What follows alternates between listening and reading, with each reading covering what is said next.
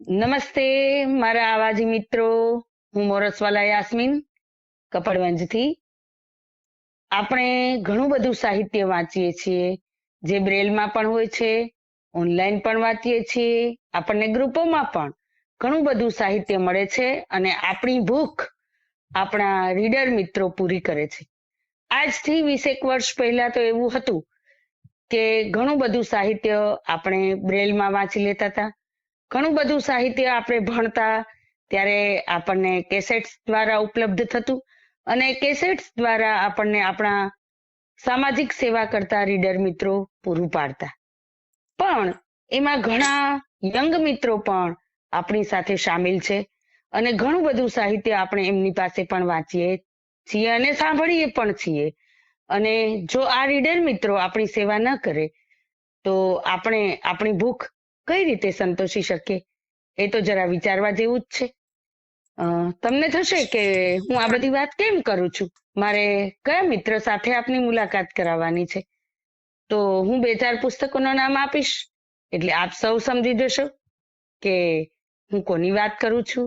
જેમણે આપણા માટે જ્ઞાનજ્યોત ગ્રુપની અંદર અગાથા ક્રિસ્તીના ઘણા બધા પુસ્તકો, હમણાં જ રક્ત રમત વર્ષા પાઠકની, ખેલ ટીના ડોશીની અને ભેદભરમ જે હરકિશન મહેતાની છે. સમજી ગયા મિત્રો કોણ છે આપણી સાથે? આપણી દીકરી જેવડા જીજ્ઞાબેન બધેકા, જેઓ આપણી વચ્ચે અત્યારે ઉપસ્થિત છે અને એ રીડર મિત્ર આપણને વાંચી આપે છે, પણ એ ખરેખર શું કરે છે, એમને આપણા ફિલ્ડમાં કઈ રીતે રસ પડ્યો, એ વિશે જાણવા માટે આપણે જીજ્ઞાબેનને મળીએ. આવો જીજ્ઞાબેન, કેમ છો? બસ મજામાં. નમસ્કાર યાસ્મીન બેન. નમસ્તે નમસ્તે. તમે આટલો સરસ પરિચય આપ્યો ને એના બદલ ખૂબ ખૂબ આભાર. ના બસ એ મારી ફરજ છે કે તમે અમને આટલું બધું વાંચી આપો છો તો અમારા મિત્રોને ખબર તો પડવી જોઈએ કે હું કોના વિશે વાત કરી રહી છું એમ. હા, બરાબર છે. જીજ્ઞાબેન, હું આપની સાથે થોડી વાત કરીશ કે અમે આપનો અવાજ તો સાંભળીએ છીએ, આપના પુસ્તકો પણ સાંભળીએ છીએ, પણ આપનું બાળપણ કેવું અને આપને વાંચવાનો શોખ કઈ રીતે પેદા થયો એ વિશે થોડી વાત કરશો? હા, ચોક્કસ. તમે કીધું મારું બાળપણ છે ને ભાવનગરમાં જ તે થયું છે. મારો જન્મ તે ભાવનગરમાં જ તે થયો છે અને નાનપણથી જ તે તમે જુઓ ને, પેલા મને કોઈ પુસ્તક વાંચવાનો કેવો શોખ નહોતો. હું એકદમ છે ને એકલી અટુલી રહેતી ને ટીવી જોયા કરતી ને પેલી ડેલી સોપ્સ બધા સિરિયલ્સ બધી આવે ને જોવાનું કરતું ને ધીમે ધીમે પછી ભણવામાં ઓતપ્રોત થઈ ગયા, બિઝી થઈ ગયા, એવું બધું થયા કર્યું. પણ ગ્રેજ્યુએશન પૂરું કર્યા પછી હું અમુક કોર્સ કરવા માટે અમદાવાદ ગઈ હતી મારી ફ્રેન્ડની સાથે. અને ત્યારે મારી ફ્રેન્ડની નવી નવી સગાઈ થઈ હતી એટલે એના ફિયોન્સે ને એના સસરા અને સાસુ ને બધાની સાથે ફરવા વહી જાય અને અમે લોકો પીજીમાં રોકાણા હતા. તો મારે કરવું શું? તો ઈ સમય પસાર કરવા માટે મેં એક પુસ્તક લીધું, લવ સ્ટોરી કરીને છે, એરિક સિગલનું. અને એ પુસ્તક વાંચ્યા પછી મને ધીમે ધીમે છે આ રીડિંગમાં ને એમાં છે ને મારો શોખ છે ઈ વધતો ગયો. પછી મને એવું લાગ્યું કે ના ખરેખર રીડિંગનું મહત્વ છે ને એ ઘણું હોય છે અને ઘણું તમને નવું જાણવા મળતું હોય છે. અને જેમાં ખાસ કરીને આપણે ગુજરાતી મીડિયમ વાળા હોઈએ અને જે ઇંગ્લિશ પુસ્તકો વાંચે એટલે એનો જે શબ્દ ભંડોળ હોય ને ઈ બહુ જ ઇમ્પ્રુવ થાય છે એમાં. એટલે આવી રીતે અમદાવાદ આપ શેનો કોર્સ કરવા ગયેલા? અમદાવાદ હું હેર કટિંગ નો કોર્સ કરવા ગઈ હતી. અચ્છા. અહીંયા પેલા બ્યુટી પાર્લર અને રીડિંગ નો શોખ કેળવીને આવ્યા. હા, એવી રીતે કરીને આવ્યું. બરાબર. તો આપનો અભ્યાસ આમ મૂળ કેટલો? મેં 2008 સુધી મેં મારું ગ્રેજ્યુએશન કમ્પ્લીટ કર્યું. મેં બીબીએ કરેલું છે, બેચલર ઓફ બિઝનેસ એડમિનિસ્ટ્રેશન. પછી છે ને અમુક સંજોગો વસાત મને ભણવામાંથી રસ ઉડી ગયો હતો. 1-2 જગ્યાએ એડમિશન આપ્યું હતું, એક્ઝામ આપી હતી, એડમિશન મળી ગયું હતું. મારે જવું હતું કેનેડા, પણ મને કઈ ચાન્સ મળ્યો ત્યાં જવાનો, કારણ કે ત્યાં ઈ સમય દરમિયાન ઘણા બધા ગુજરાતીઓની સાથે અને ઇન્ડિયન્સની સાથે ઘણા બધા દુર્વ્યવહાર થતા હતા, જે અત્યારે તે થાય છે. એટલે મમ્મીએ મને એવું કીધું કે ભાઈ હવે આટલું બધું ટેન્શનમાં તું ત્યાં એકલી જાય, કારણ કે મારા સાથેની ફ્રેન્ડ્સ આવવાની હતી ને ધીમે ધીમે એક પછી એક બધાના સગાઈ થઈને મેરેજ થયા એટલે હું એકલી જ રહી ગઈ હતી. તો પછી મેં બંધ કરી દીધું જવાનું. પછી પુસ્તકો છે એ મારા ફ્રેન્ડ્સ બની ગયા. પણ બરાબર. પછી 2016માં મને કે 2015માં પહેલા તો મને અમારા નેબર છે ને એમણે એવું કીધું કે તમને એટલો સરસ વાંચવાનો રસ છે તો તમે લાઇબ્રેરિયન શું કામ નથી બનતા. એટલે મારી બરાબર. મમ્મીએ કીધું કે મેં તને ઘણી વાર કીધું છે. ત્યારે મને ખ્યાલ નતો કે આપણે લાઇબ્રેરી સાયન્સ હોય તો કોઈ કોર્સ થાય છે એમ. બરાબર. પછી એની ઇન્ક્વાયરી કરી અને 2016 અને 18 2016-17માં મેં મારું bachelor of library science and information સાયન્સનું કમ્પ્લીટ કર્યું અને પછી 17-18માં માસ્ટર કમ્પ્લીટ કર્યું અને 2-3 મહિનાના ગેપ પછી અંધોદ્યોગ શાળામાં મને નોકરી મળી ગઈ. અચ્છા, એટલે આ ભાવનગરમાં તો બેચલર ઓફ સાયન્સ એટલે મતલબ લાઇબ્રેરી સાયન્સ નો કોર્સ લાઇબ્રેરી કરીને જ સાયન્સનો. આવ્યા છો એમ ને? હા, માસ્ટર સુધી કરેલો છે. 2 વર્ષનો અચ્છા. કોર્સ હોય. અને પ્રોફેશનલ કોર્સ છે ને એટલે હું તો 2 એવું વર્ષનો કહીશ કે હોય. જો આપ કેનેડા ગયા હોત તો પછી તો આપના જેવા સારા વાચક અમને ક્યાંથી મળે? હા, આ બધી લેણદેણની વાતો છે ને. હા, એ તો ખરું. હા. તો એટલે આપ ભાવનગર ઉદ્યોગ શાળામાં આવ્યા પછી આપને અમારા વિશેનો અનુભવ કેવો? બ્લાઇન્ડ લોકો વિશેનો અનુભવ કેવો? સાચું કહું તો પહેલા તો મને ખબર જ નહોતી કે મારે કોઈની સાથે કઈ રીતે વર્તન કરવું. એટલે કોઈને મને એમ થાય કે હાલો હું મદદ કરું, પણ હું કોઈનો હાથ પકડું તો કોઈને ખરાબ લાગશે, તો હું કોઈકને આમ દોરવી જઈશ તો એને કોઈને ખરાબ લાગશે તો. પણ ધીમે ધીમે 1-2 મહિનાના અનુભવ પછી મને એવું લાગ્યું ખરું કે ઘણા ગાઈડર હતા, આપણે કીર્તિદાબેન ભટ્ટ છે, એમણે જ કીધું કે ના ના એવું નહીં, અમે તો અંધ છીએ તો અમારે તો હાથ પકડીને કોઈ લઈ જાય તો કોઈને એવું ખરાબ ન લાગે, કોઈકને એવું લાગે કે ના ના ભાઈ અમારી મદદ કરે છે, એવું સારું જ થાય. એટલે ધીમે ધીમે ધીમે જેમ જેમ સમય ગયો ને એમ એમ મને છે ને અનુભવ થતો ગયો કે મારે કોઈની સાથે કઈ રીતે વાત કરવી, કોઈને મારે કઈ સામે મારું દ્રશ્ય હોય તો મારે એને કેમ સમજાવવું, એ મારે ખબર પડી કે ના મારે એને કેવું જોઈએ. એમ કે મારી સાથે બેઠા છે કોઈ અંધ વ્યક્તિ તો મારે એને કેવું જોઈએ કે ભાઈ સામે 2 જણ બેઠા છે, કોઈ વાતો કરે છે, કોઈ રમે છે. એવી રીતે ધીમે ધીમે ધીમે જેમ સમય ગયો એમ મને છે ને ખ્યાલ આવતો ગયો મને. એટલે હવે તમે ખૂબ ઘડાઈ ગયા એમ હા, અમારા હવે માટે? હું ઘડાઈ ગઈ. હા. બરોબર. તો આમ આપને વધુ પડતું કેવું સાહિત્ય સંભળાવવું અને વાંચવું બેઉ ગમે? મને પર્સનલી તો છે ને મને નવલકથાઓ છે એમાં વધારે રસ છે.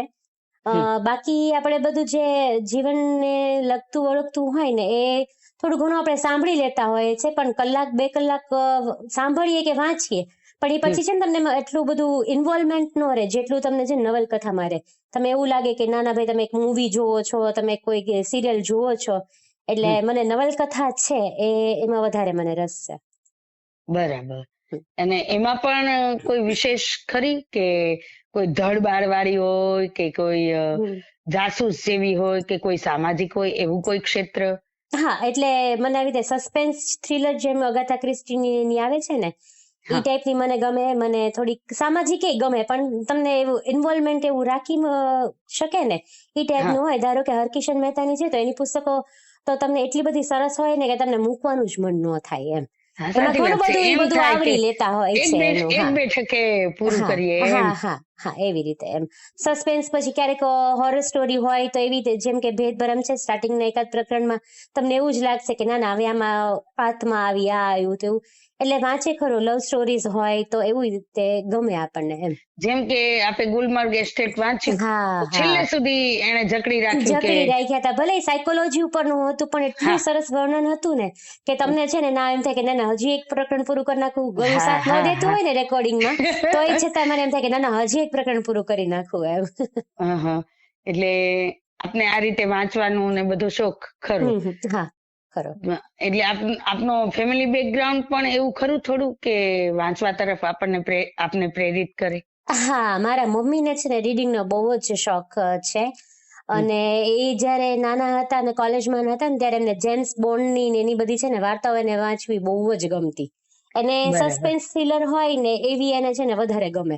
એટલે એને તો મને ઘણી વાર એમ કે તું બેઠી છો તો કંઈક રીડિંગ કરતી હો તો એમ. પણ ત્યારે શું કે આપણે અભ્યાસમાં જોડાયેલા હોય ને એટલે એક્સ્ટ્રા તમને કઈ રીડિંગનો ટાઈમ ન રહે અને પછી રીડિંગ શો એવું લાઇબ્રેરીમાં જવું ન ગમતું કે ભાઈ ભણી ભણીને હવે થાકી ગયા હવે શું જઈને વાંચીએ એમ. પણ રીડિંગ એક એન્ટરટેનમેન્ટ તે છે, એક રિફ્રેશમેન્ટ તે છે. એ તમે જ્યારે હાથમાં પુસ્તક લ્યો ને પછી જ તમને છે ને ખ્યાલ આવે. તો અમારી વાત કરું કે અમારામાં ઘણા બધા બ્લાઇન્ડ મિત્રો એવા છે કે જેને અનહદ વાંચવાનો શોખ છે. એટલે આપના જેવા રીડર મિત્રો અમને જ્ઞાનજ્યોત ગ્રુપ મારફત ખૂબ, જેમાં મોડર્નભાઈ ભટ્ટનું નામ તો હા કેમ ભૂલાય. ના ભલે ન જ ભૂલાય. આજે હા આપણી વચ્ચે સદેહે હાજર હમ નથી, હમ હમ હમ પણ એમણે પણ અમારા માટે ઘણું બધું વાંચન કર્યું છે. હમ હમ એટલે જ્ઞાનજ્યોત ગ્રુપ મારફત અમારું ઘણું બધું હમ જે વાંચન સાહિત્ય અમને પીરસાય છે, એનાથી અમારી વાંચન ભૂખ ઘણી હમ બધી સંતોષાય છે. ને એમાં જ્યારથી હું આપને વાંચું છું ત્યારથી મેં ઘણી વખત કીર્તિદાબેનને પૂછેલું કે હમ આ જીજ્ઞાબેનને હું સાંભળું તો છું, પણ એ બેન છે કોણ એમ. કારણ કે તમારું વાંચનનો હાવભાવ હમ લય બધું સરસ છે, એટલે અમને એમાં હું તમને વચ્ચે જરાક રોકું, સોરી, પણ આ બધું છે ને સોનાણી સર, કીર્તિતાબેન, હસમુખભાઈ, એ બધાને છે ને આનો ક્રેડિટ જાય છે. સ્ટાર્ટિંગમાં સોનાણી સર છે આપણા જનરલ સેક્રેટરી, એને હા એવું કીધું હતું કે બેન તમે મારો અનુભવનો જે ઘટમાં છે અનુભવના ઉમરેથી કંઈક એના લેખ આવતા હતા હા ન્યૂઝપેપર્સમાં, હા હા હા તો એ હા કે તમે છે ને તમારા અવાજમાં વાંચો એમ. એટલે ત્યારે હા મેં કીધું હતું કે સર મને એવી રીતે કોઈ દિવસ, ભલે હું વાંચું ખરું મનમાં, પણ મને એવી રીતે રીડિંગ કરીને કોઈને દેવાનો, રેકોર્ડિંગ કરવાનો મને અનુભવ નથી એમ. હા પણ એને મારા એક બે સાંભળ્યા ને, તમારો અવાજ બહુ સરસ છે પણ તમે કરો. એટલે મેં એક વાર સંભળાવી જોયો એને, તો એને એમ કીધું કે તમારે છે ને આરો અવરો કઈ રીતે લેવાનું, આ રીતે કઈ રીતે લેવાનું, પર્સનલ હમ, લેવલ ઉપર બધાએ મને ઘણો બધો છે ને સપોર્ટ કર્યો છે, ગાઈડન્સ આપ્યું છે. એના હમ. કારણે જ તે હવે ધીમે ધીમે છે ને એ આ વધતું જાય છે. ખાસ કરીને કીર્તિદાબેન ભટ્ટ છે, એની સાથે હું વાત કરતી હોઉં, અમે બેસતા હોઈએ ને ત્યારે પુસ્તકોની વાત થાય કે ભાઈ મારે આવી રીતે રેકોર્ડિંગ કરવાનું છે, એટલે એમનું હમ. ગાઈડન્સ તો મને સતત મળતા જ રહે છે. હા, એ મારી પણ ફ્રેન્ડ છે, એટલે હા. અમને અમને બંનેવને, અને હમ એવા હમ ઘણા મિત્રો છે કે જેને હમ હમ. ખૂબ વાંચવાનો શોખ છે. હા એટલે જ્ઞાનજ્યોત ગ્રુપ તો અમને આ વસ્તુ પૂરી ખૂબ પાડે છે કે હા હા. અમારે જોઈએ એવા પુસ્તકોની અમે એમની પાસે માગણી પણ કરી શકીએ હમ છીએ. હમ હમ. કે હમણાં જ એક પિંજર હા. નવલકથા આપણા હમ હમ. જ્ઞાનજ્યોત ગ્રુપમાં મુકાઈ. એ હમ. પણ તમારા જેવા જ એક યંગ લેડી છે, એમણે હા વાંચેલું, હા ભાવનાબેન ભટ્ટ. એ પણ હા ખૂબ સરસ હતું. હા. એટલે જ્ઞાનજ્યોત ગ્રુપ મારફત અમારું વાંચન ભૂખ તો સંતોષાય જ છે, હમ હમ પણ તમારા જેવા રીડર મિત્રો ન હોય અમારી સાથે હમ તો આ હમ. ભૂખ કદાચ અમારી ન સંતોષાય. એટલે આપના જેવા રીડર મિત્રોની અમે જેટલો પણ આભાર માનીએ અને જેટલી પણ અભ્યર્થના કરીએ એટલું ઓછું છે. ના ના એવું પણ નથી. અમે તે છે ને ભલે આ એક કામ છે, પણ સાથે સાથે મનમાં એક એવી સેવા ભાવના છે ખરી કે ભાઈ આટલું બધા મારી પર વિશ્વાસ રાખે છે કે હું સરસ રેકોર્ડિંગ કરું છું, આ કરું છું, તો મને એમ થાય કે જ્યાં સુધી જેને જેને બી વાંચનનો શોખ છે તો એને સુધી આ છે એ પહોંચતું રહે એમ. હા હા, માની લો કે આપણા ગ્રુપમાં 200 જણા છે, એમાંથી હમ 20 જણ 25 જણ આ રીતે વાંચતા હોય તો હમ ઘણું હમ. બધું સારું પડે. અને હા. ઘણા બધાની અને અમારી ભૂખ તો સંતોષાય. સાથે હમ સાથે હમ ઘણા એવા વિદ્યાર્થી મિત્રો છે કે જેને આ પ્રકારનું સાહિત્ય હમ હમ કોલેજ લેવલે, હવે બધું સાહિત્ય બ્રેલમાં ઉપલબ્ધ નથી, હમ હમ. તો એ માટે પણ આપ વાંચન કરો છો ખરા? હા, એટલે આપણે અહીંયા આપણે ધ્વનિમુદ્રણ કેન્દ્ર છે એમાં હમ, થાય છે ખરું, પણ હમ. મેં અત્યાર સુધી ક્યારેય કર્યું નથી. પણ હવે એવા પ્રયત્ન છે ખરા કે થોડુંક ઈ ટાઈપના વાંચન જે છે એ રીતે આપણે પૂરું પાડીએ એમ. કારણ કે એનું કારણ છે કે આપ હમ જેવા હમ ભાવ આરો અવરો સાથે હમ વાંચવા હમ વાળા રીડર મિત્રો હોય હમ તો હમ. વિદ્યાર્થીઓને એની હા, તૈયારી કરવાનું ખૂબ સારું સરળ પડે રહે. એમ. હા, ના ના સાચી વાત છે. હા હા. કારણ કે કોલેજ લેવલે પહેલા પણ નતા અને હમ આજે હમ. પણ નથી બ્રેલ સાહિત્ય એટલું ઉપલબ્ધ. હા, નથી હોતું. હા હા. એટલે અ, બીજું કે હવે આપણે જ્યારે અ, વાત તરફ જઈ રહ્યા છીએ તો હમ હમ ઘણી બધી આપણે આ વાત ખાસ કરીને હમ હમ. મહિલા દિવસને ઉપલક્ષમાં વાત કરી રહ્યા છીએ. હા હા. તો ખાસ મહિલા તરીકે જ હું આપને કહું છું કે હમ હમ. આપને આપના ઘરમાંથી ને એવો પૂરતો સપોર્ટ મળે છે અને ટાઈમ મળી રહે છે ખરો અમારું આ કામ કરવાનો? હા, એટલે એમાં એવું છે કે હું પોતે છે ને 11 થી 6 તો અહીંયા આવું, પણ ઘરે હું કઈ કરી નથી શકતી. સપોર્ટ હોય છે, પણ હમ, હું સાથે સાથે થોડુંક એક્સ્ટ્રા એક્ટિવિટીઝ એ કરું છું. મારું જે અલગ બીજું કામ હોય છે, રેકીનું કામ હોય છે, ટેરો કાર્ડ રીડિંગનું કામ હોય છે, એટલે હમ, એવું થાતું નથી હોતું મારે હમ, ઘરે. આ જે ટાઈમ મળે મને અહીંયા જ મળી જાય છે. પણ બરાબર. જ્યારે કોરોનાનો સમય હતો અને હમ, ત્યારે એવું મેં પ્રયત્ન કર્યા હતા, પણ મોબાઈલ એ સમયમાં જ ખરાબ થઈ ગયો હતો અને નવો લેવાય એમ હતો નહીં. એટલે મેં અડધું પુસ્તક વાંચીને પછી પાછું બધું ડિલીટ કરી નાખ્યું ને પ્રયત્ન તો એવો કર્યો હતો કે ઘરે બેસીને તે છે ને એક પુસ્તક પૂરું થઈ જાય, 2 પુસ્તક પૂરું થઈ જાય, જ્યાં સુધી આપણને જોબ શરૂ ન થાય ત્યાં સુધીમાં એમ. તો માત્ર ખાલી એડિટિંગ કરીને પછી જ્ઞાનજ્યોતમાં મૂકવાનું રહે, પણ પ્રયત્ન કર્યો તો પણ એ સફળ ન રહ્યો મોબાઈલને કારણે. એટલે વાંચન સાથે આપને રેકી ને યોગ ને આ બધા પણ શોખ છે? હા, એ બધા તે શોખ છે. હા, બરાબર. એટલે મારે હું તમને કહું કે છે ને, હા, એટલે હું તમને એ જ કહું છું કે મને છે ને વાંચનનો એટલો બધો શોખ છે, પણ ઘરે થોડુંક મમ્મીની તબિયતને કારણે થોડુંક કામ થોડુંક વધી જાય, પછી આખા દિવસના થાકેલા હોય, આ રેકીનું કામ હોય, બધું કામ હોય, એટલે શોખ તમે કેળવી ન શકો. એટલે જયારે મને અહીંયા એવું ચાન્સ મળ્યો કે હું નવલકથા વાંચીને રેકોર્ડિંગ કરીને દઉં, તો 2 કામ સાથે થાય છે, પર્સનલ કામે થાય છે, પ્રોફેશનલ કામે થાય છે, અને ત્રીજું સેવાય તે થઈ જાય છે. બરાબર. ખૂબ ખૂબ આભાર. હવે અમારા બ્લાઇન્ડ મિત્રોને આપ કઈ સંદેશ આપવા માંગો છો? હા, ચોક્કસ. હું એક નોર્મલ વ્યક્તિ છું, એટલે મને હાથમાં છે ને પુસ્તક લઈને વાંચવું બહુ ગમે છે, સાંભળવા કરતાંય તે પુસ્તક તમારા હાથમાં હોય ને તો એની જે મજા છે, એનો જે અનુભવ છે ને એ અલગ જ હોય છે. અને આપણે બ્લાઇન્ડ લોકોની વાત કરીએ તો એ લોકો અત્યારે બ્રેલ લિપિમાં જે સાહિત્ય મળતું હોય છે એ બહુ ઓછા લોકો હવે છે ને વાંચવાનું કરે છે, કારણ કે જેમને બધાને ઓડિયો બુક્સ મળી જતી હોય છે, તો પછી બ્રેલ પુસ્તકો છે, સાહિત્ય છે, એ લેતા નથી હોતા. પણ બેઝિક તમારું જો બ્રેલ છે જ તો તમે બ્રેલ વાંચો, કારણ કે તમે જેમ જેમ વાંચતા જશો તેમ તેમ તમને એ અનુભવ, નવા શબ્દો જાણવા, ઘણીવાર કેવું થાય કે આપણે સાંભળતા હોઈએ પણ ક્યાંક એક મગજમાં તમારો વિચાર આવી જાય ને તો 15 મિનિટનું તમારું જે પ્રકરણ હોય ને ક્યાં પૂરું થઈ ગયું હોય ને તમને ખબર જ ન હોય કે સ્ટોરી ક્યાં ગઈ. એટલે તમારે એકાગ્રતા છે ને તમે વાંચો ને તો જ તમને છે ને તમારી કેળવાતી હોય ને ઇમ્પ્રુવ થતી હોય છે. એટલે હું તો નોર્મલ અને અંધ બધા લોકોને એમ જ કહું કે તમે છે ને ઓડિયો બુક્સની જગ્યાએ તમે છે પ્રિન્ટ મીડિયા જે છે, પ્રિન્ટ સાહિત્ય છે, એનો વધારે ઉપયોગ કરો. તો હું આપને મારો જ અનુભવ જણાવું કે હું 12 ધોરણ સુધી ભણી, ત્યાં સુધી આંગળીના ટેરવાના સ્પર્શથી જ ભણી. અમારી પાસે તો કેસેટ્સ પણ ઉપલબ્ધ નથી, કંઈ પણ નહોતું. ત્યાં સુધી હું ફર્સ્ટ ક્લાસ જ રહી હંમેશ માટે. કોલેજમાં આવ્યા પછી બધું સાહિત્ય બ્રેલમાં ઉપલબ્ધ ન થાય એટલે કેસેટથી સાંભળવાનો મારો કોઈ બહુ અનુભવ જ નહોતો, એમ કહું તો ચાલે.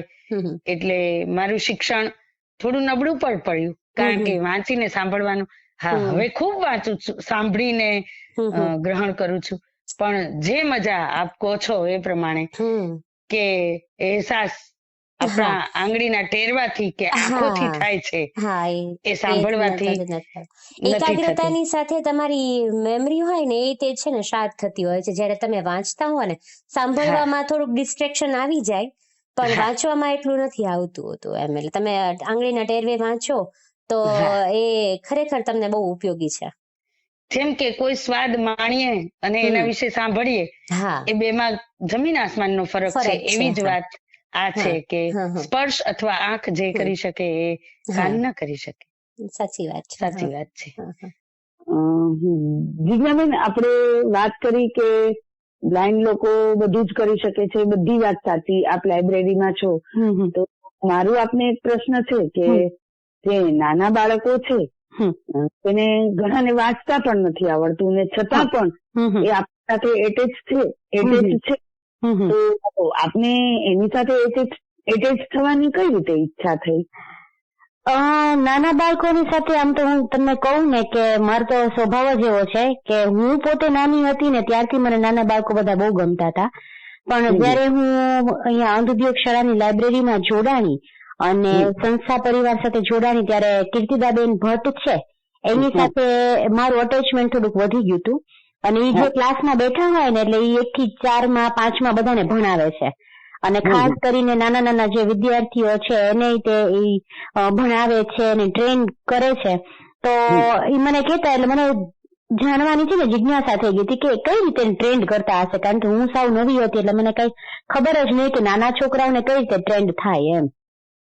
પછી જયારે ક્લાસમાં હોય ને હું કહું કે તમે ક્લાસમાં હોય ને ત્યારે મને કેજો, તો હું છેલ્લા થોડોક સમય 15 મિનિટ 20 મિનિટ સુધી આવું અને હું જોઉં કે તમે છોકરાઓ શું કરે છે, કઈ રીતે તમે એને ટ્રેન કરો છો અને મોબિલિટી કઈ રીતે આવે, એટલે ધીમે ધીમે એ બધું હું જોતી ગઈ અને અનુભવ થતો ગયો કે નાના છોકરાની સાથે આવી રીતે એને કહેવાય કે એને શીખવાડે છે કઈ રીતે એને મોબિલિટી કઈ રીતે લાવે છે.